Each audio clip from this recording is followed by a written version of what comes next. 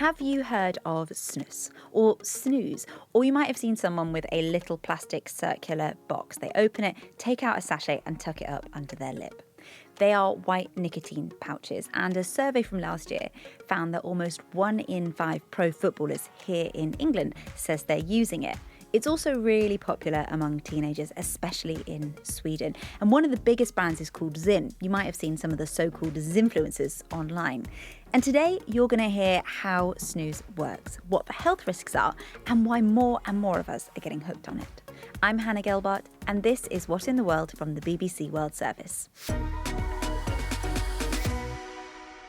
Here in the studio with me is Elena Bailey, a BBC Health reporter. Hello, welcome. Hiya, thanks so much for having me. So can you break things down for us, including how we say it, right? Is it snooze? Is it snus? What is it? How popular is it? So confusing, isn't it? I feel like there's so many different names. But so snus, I think it's meant to be pronounced snus, but that is a smokeless tobacco product, which is mainly found in Scandinavian countries.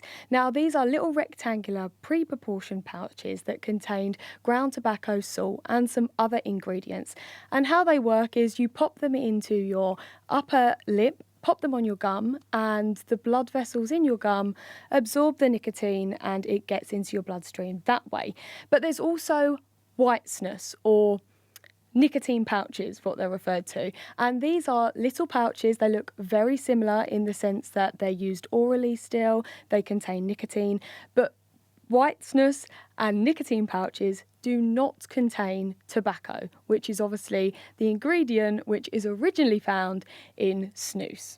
So who is making these? Who are the manufacturers? There's loads of different manufacturers making these at the moment, but to name some of the big ones, you've got the British American Tobacco, you've got Swedish Match, that honestly, I feel like everyone is jumping on the bandwagon of these products because they seem to be becoming increasingly popular. So there's loads of different manufacturers out there. We know how bad smoking cigarettes is for us. There are all kinds of restrictions on sale and on advertising, vaping as well, right? There's a little bit more data coming in on that. What about this? Are there restrictions on it too?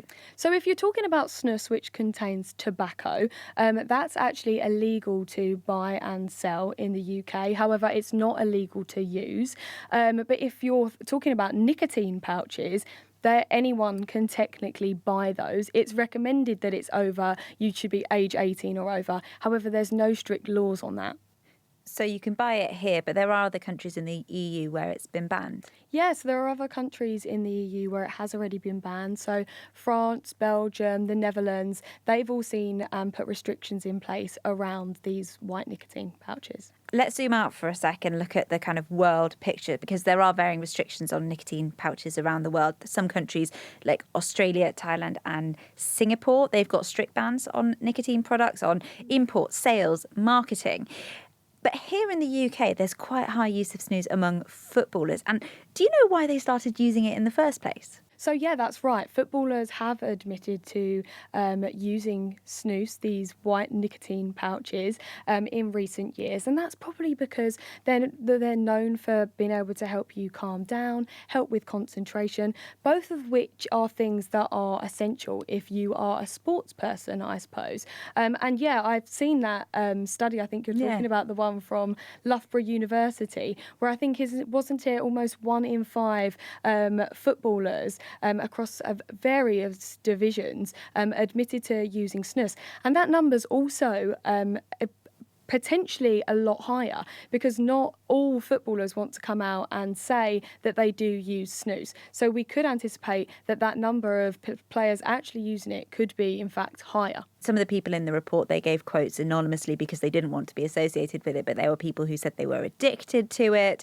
Does it break doping rules if footballers use it? No, so there's nothing actually legally stopping footballers from using it.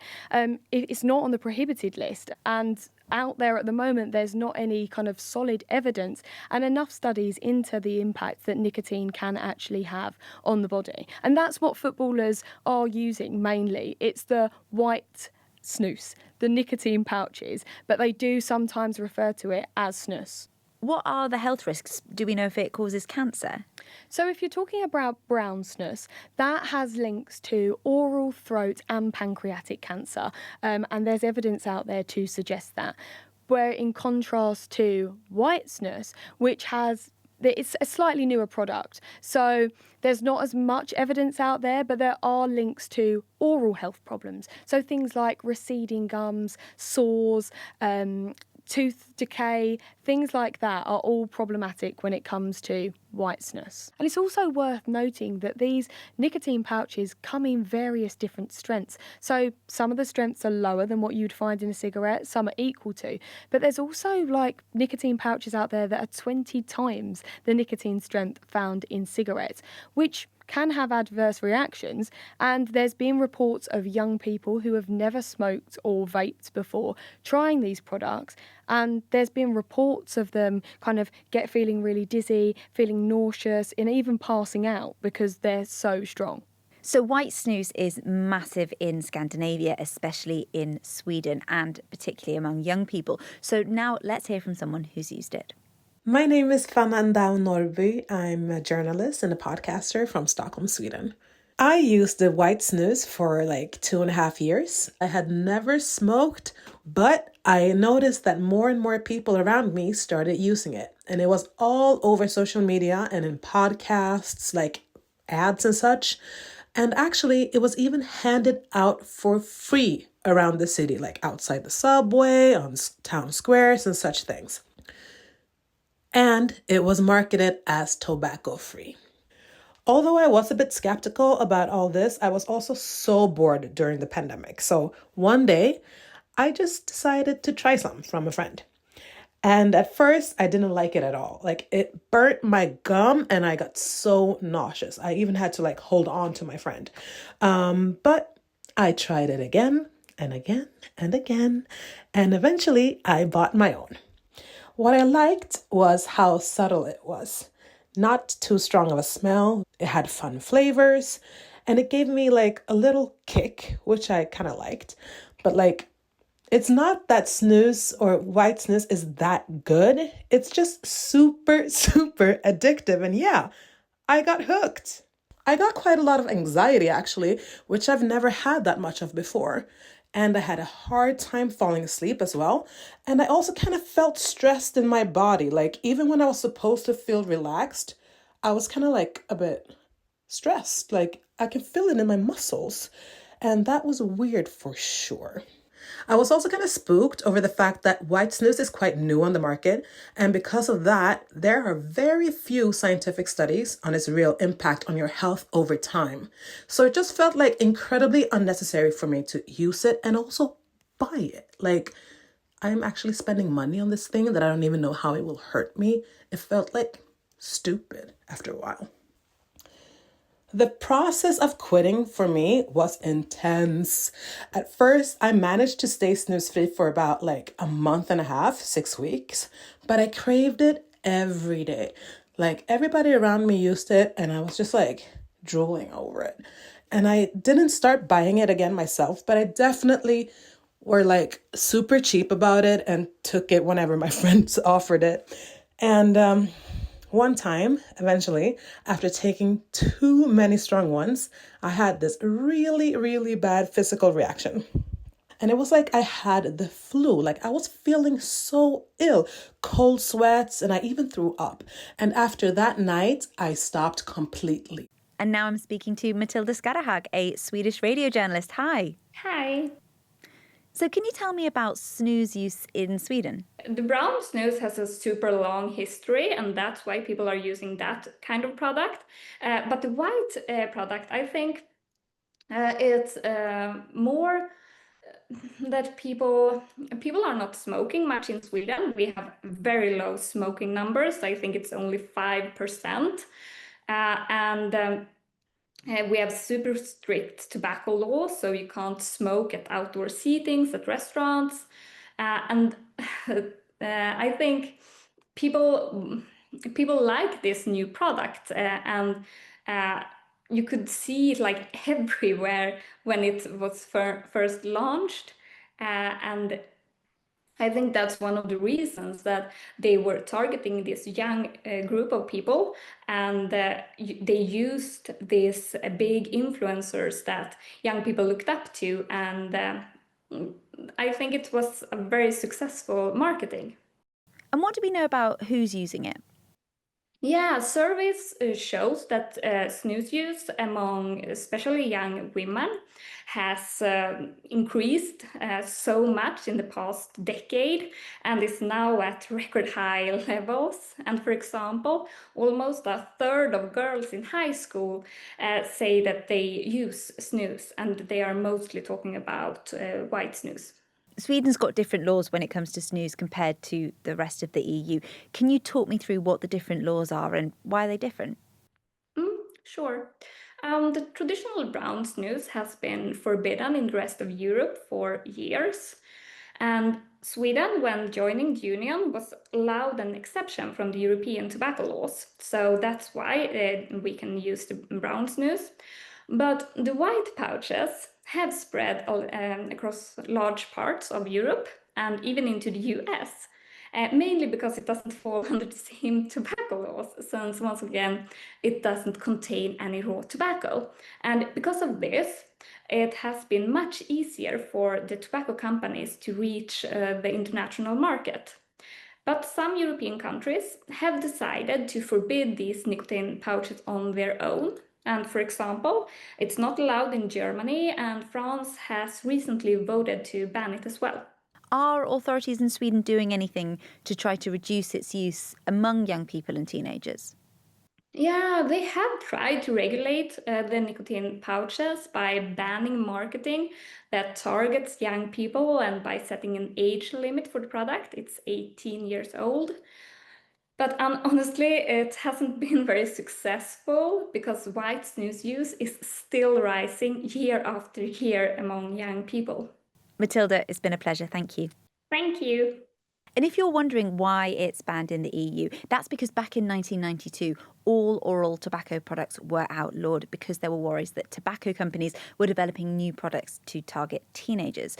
But snus, that's the brown tobacco pouches, are so ingrained in Swedish culture that it asked for a special exemption when it joined the EU in 1995. Back to you, Eleanor. So we know that lots of people are using snus as a nicotine replacement, but there are loads of people who never actually smoked who are using it, people like Fanna, who we heard from. So is snus an alternative to cigarettes, or is it just an alternative product for big tobacco to sell? So, snus is meant to be an alternative to help people stop smoking. However, because of the marketing of it and the fact that it comes in lovely, bright, colourful packaging, there's a whole host of different flavours. I think it is appealing to those that have never smoked before who want to give it a go. And I think that's one of the potential risks as well, that young people don't know just how addictive this substance really could be. And they're giving it a try without knowing the ingredients and the fact that they could be hooked on this for a long period of time. This whole thing reminds me of vaping, right? The bright colours, the flavours, the marketing of it, more and more young people trying it. In the US, people are allowed to advertise snus. Is there talk of bringing in some of the restrictions that we're seeing around vapes? Well, in the UK, the tobacco and vapes bill actually is going to be putting a stop to the way that these products are marketed at the moment, and is also going to be putting a stop to them being sold to young people. It is a bit of a grey area, isn't it? Because they don't actually have tobacco in them, the white nicotine pouches. Do you think snus is going to be the new vape then? I think I think it's hard to tell. I think they share a lot of similarities in the fact that they come in so many flavours, they look more appealing, and also the fact that they're more discreet. They're even smokeless, aren't they? They're more discreet. They don't smell, yeah. Exactly. You can pop it in your top, under your top lip, and no one's going to know. And I think that's something that we might see more of as well, especially use in schools and things like that is also a worry because, as we said, they're so discreet, they're perhaps easier to use and get away with. And there's this growing trend of zynfluencers online, right? Especially on TikTok. What are the issues with influencers promoting it? Absolutely. I think it doesn't take actually that long to scroll on social media and find someone who's using these little nicotine pouches as part of their morning routine or their get ready with me or whatever for an event or something like that. And I think that's part of the problem. I think they're being marketed in a way that's kind of like they're a bit more of a trendy lifestyle product, not as something that you would use to help you stop smoking. And I think that's problematic because young people are going to be encouraged to give them a go. If they're seeing zynfluencers use them, then surely you'd probably think to yourself, what's the harm? And also, I don't know whether you've seen, but they're being kind of given out kind of free at music festivals and events in order for people to give them a go. And if you give them a go, you might end up hooked on them. Exactly. It's got nicotine in it. Yeah. So there's that definitely run that risk. British American Tobacco, who make Velo, says that nicotine pouches offer a device-free and reduced-risk alternative to continued cigarette smoking for adult smokers. They say they would welcome some regulation, but they don't think they should be banned, as this would drive consumers towards illegal and unregulated products supplied by criminals. And Philip Morris International, that's the tobacco company that owns the company that makes Zyn, says that they market and sell their products only to people of legal age, which is 21 in the US, and only to existing smokers or nicotine consumers. And they say that data shows that levels of use amongst underage people is actually extremely low. Nordic Spirit says it only sells to people over 18.